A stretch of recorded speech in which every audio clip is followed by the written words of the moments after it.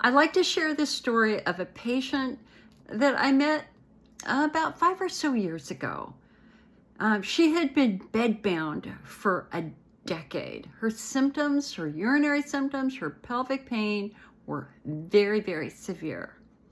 And then she happened upon one of my live IC support group meetings where we started talking about this concept of phenotyping, because today, we no longer tell patients you have an incurable bladder disease and send you on your way. Now we know that there are distinct groups in the IC patient population, and each group has their own treatment. So in her case, again, remember, she's bedbound, barely able to function. When I started talking about pudendal neuralgia, that caught her attention. So patients with pudendal neuralgia have positional symptoms. They're fine when they stand, but when they sit down, it hurts, or when they bend over, it hurts, or they have pins and needles, areas of numbness, or they might even have persistent genital arousal disorder, where you get these weird random arousal sensations that happen randomly. Anyway, she thought, you know what? That kind of sounds like me.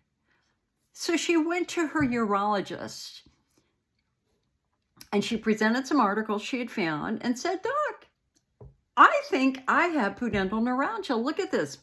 My symptoms get worse when I sit down. I'm better when I stand up. And then her doctor went, yeah, I think you do too.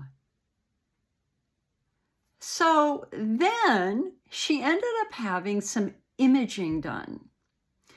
And the imaging found her problem. It was never her bladder.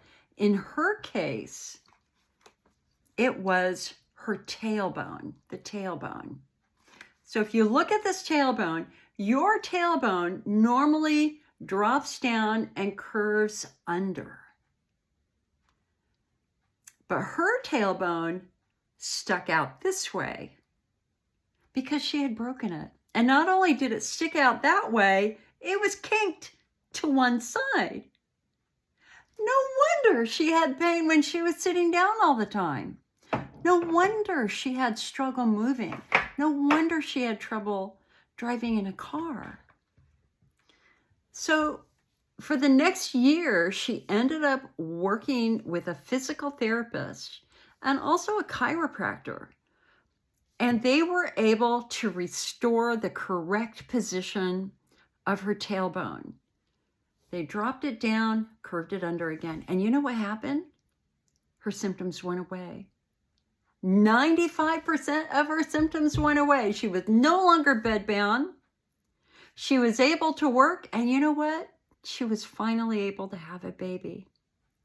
So all these years she'd been told, and she believed that she had a bladder disease, and she didn't.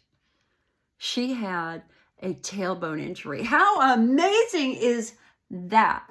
These are the kinds of stories that I'm going to share with you in this new series of IC patient stories. If you're looking for more information about interstitial cystitis, come on back to our website, icnetwork.org.